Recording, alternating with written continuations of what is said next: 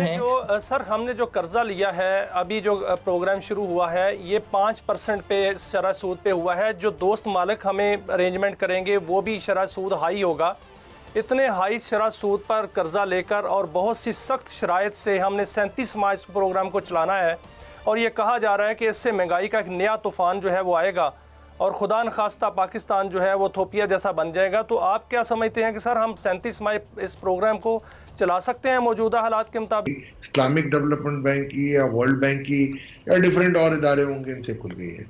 एक छोटा सा हमें एक और विंडो मिल जाएगा कि हम बॉन्ड मार्केट में, सुकूक मार्केट में या कमर्शियल लोनिंग के लिए जा सकते हैं। वज़ीर ख़ज़ाना मोहम्मद औरंगज़ेब ने वाज़ेह किया है कि अब हुकूमत के पास मुआशी इस्लाहात के सिवा कोई चारा नहीं। IMF ने पाकिस्तान के लिए बेल आउट पैकेज के तहत $1 अरब की पहली किस्त जारी कर दी है और इस प्रोग्राम की कड़ी शराइत भी सामने आ गई हैं। ज़राए का कहना है कि पाकिस्तान NFC अवार्ड फॉर्मूले पर नज़रसानी करेगा। IMF सूबाई हुकूमतों के अखराजात मॉनिटर करेगा।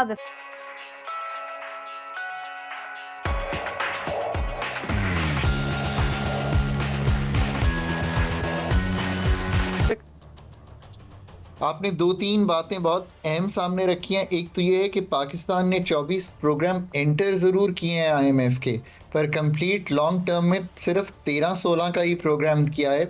सो आपके ये खदशात कि क्या पाकिस्तान ये चैलेंजिंग प्रोग्राम जिसमें जब क्वार्टरली रिव्यू होगा आपका क्वांटिटेटिव टारगेट्स का, इंडिकेटिव टारगेट्स का, स्ट्रक्चरल बेंचमार्क्स का, तो क्या वो पूरे कर पाएगा? ये बात मुझे इसलिए मालूम है कि 13-16 का प्रोग्राम मैंने पाकिस्तान के लिए एंकर किया है और उससे पहले हम कभी भी कोई प्रोग्राम, यानी कि हम जाते थे, कुछ किस्तें लेते थे और बाहर आ जाते थे और अपने वादे वहीद भी पूरे नहीं करते थे।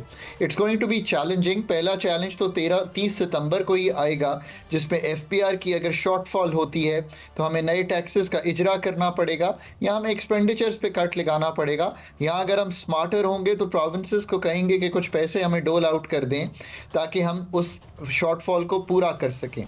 तो ये बात बिल्कुल आपकी दुरुस्त है। ये चैलेंजिंग होगा प्रोग्राम कंप्लीशन, पर अगर प्रोग्राम कंप्लीशन की तरफ जाएगा भी तो उसके साथ एडजॉइनिंग, जब तक जो मैंने आपके सामने इस्लाहात का पैकेज रखा है और इसको एनर्जी सेक्टर को भी ऐड कर लें इसमें, जब तक नहीं करेंगे तो ये एक ट्रेडमिल है IMF की जिस पे हम चढ़े हुए हैं। 24 बार इस ट्रेडमिल पे चढ़े हैं पर पहुंचे कहीं भी नहीं हैं, क्योंकि ना IMF का प्रोग्राम कंप्लीट किया जो उनके साथ एग्री किया था। एक इंटरेस्टिंग बात, एक बड़ी दिलचस्प बात पूछूंगा आपसे, क्या कोई और मुल्क भी है जिसे ये एजाज़ हासिल हो कि उसने इतने प्रोग्राम किए हों और फिर उनमें से बेशतर मुकम्मल ना किए हों, या कम से कम इस हवाले से हम दुनिया में पहले नंबर पर हैं? आई थिंक अर्जेंटीना एक ऐसा मुल्क है जिसने बहुत से प्रोग्राम्स किए हैं और इस तरह I think we are behind them. I think probably हम सेकंड होंगे IMF के क्लाइंट जो इतना ज़्यादा IMF के पास गए हैं।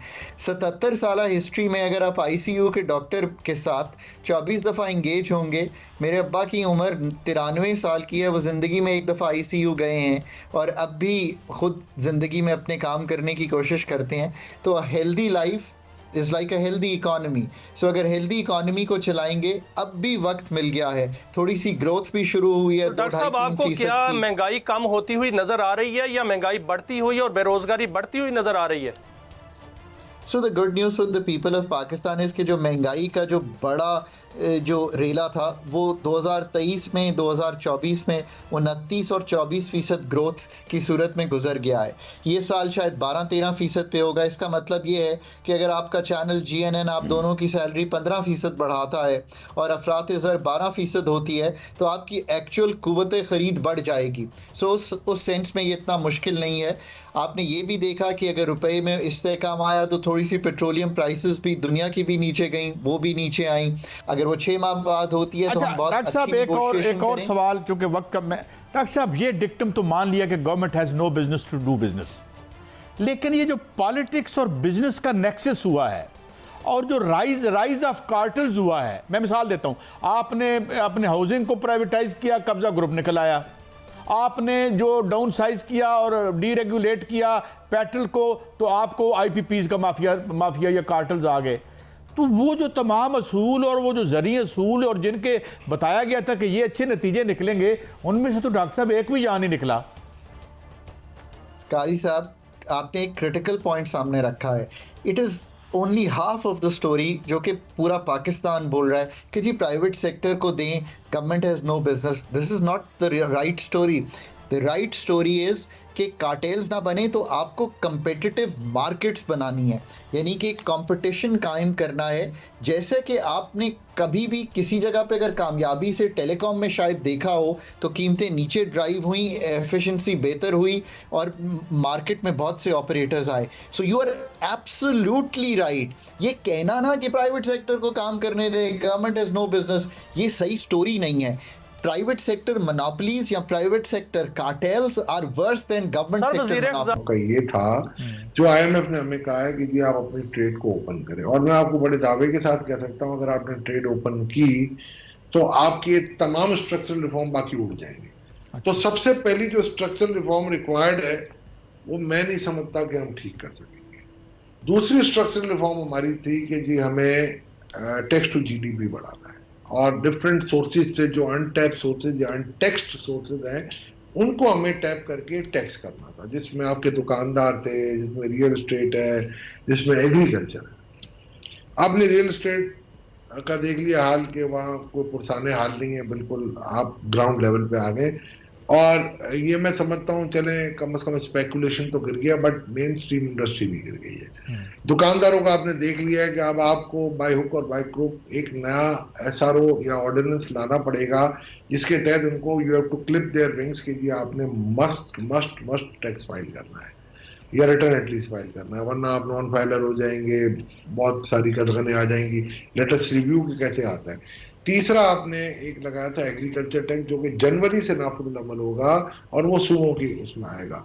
तो मुझे उससे कोई ज्यादा होप नजर नहीं आ रही है। आपने पहले क्वार्टर का टारगेट देख लिया, 100 बिलियन के करीब आप 2 महीनों में माइनस में और मजीद माइनस में आप जाने का आपका इम्कान है इस क्वार्टर के अंदर। इसलिए आप एक मनी बजट की बात कर रहे हैं अराउंड 650 बिलियन रुपीज का नया। तो स्ट्रक्चरल रिफॉर्म आपके ऐसे नहीं होंगे। देखिए आपका मेन ये ट्विन डेफिसिट में आप जब जाते हैं तो आप जैसी इकोनॉमी को आपको बड़ा it's a fragile economy and you have to handle with care. देखिए ये बेंचमार्किंग नहीं होती है, बहुत आसान है आईएमएफ से आप एग्रीमेंट कर लें और आप उनके बेंचमार्क को देख लें, बट उन बेंचमार्क की इवैल्यूएशन करना कि क्या ये बेंचमार्क अगर मैं पूरे करता हूं तो मेरी इकोनॉमी के पॉजिटिव इम्पैक्ट कब आएंगे और कैसे आएंगे, ये सिर्फ आपको एक ही प्रोग्राम में मिलेगा आईएमएफ और पाकिस्तान के, दैट इज 2013 टू 2016। उसको अगर आप देख लें तो वहां हमने आईएमएफ के बेंचमार्क भी पूरे किए थे और इकोनॉमी को भी ड्राइव कर दिया। तो अगर फाइनेंस मिनिस्टर वाकई ही बहुत इंटरेस्टेड है इन चीजों में तो मैं ये समझता हूँ, जो मैं समझता हूँ we can not doubt his integrity, बिल्कुल इंटरेस्टेड होंगे तो उस प्रोग्राम को उनका अपना बेंचमार्क। ठीक है, तो अशफाक साहब ये क्या प्लान्स इस वक्त हमारे पास इतने अच्छे नहीं है कि हम इन रिफॉर्म्स में आगे नहीं बढ़ पा रहे, या प्लान्स तो हमारे पास मौजूद हैं, एग्जीक्यूशन हम नहीं कर पा रहे हैं, जो ये प्रॉब्लम सामने आ रही है। जो टैक्सेशन वाला मसला है, टैक्स नेट को बढ़ाने की हर हुकूमत कोशिश करती है लेकिन वो नाकाम हो जाती है। अब ये दूसरी तरफ रियल एस्टेट सेक्टर या एग्रीकल्चर सेक्टर या ये ताजिर हजरात ये इतने मजबूत हैं कि इन पर कहीं कोई रेट नहीं चल पाती है।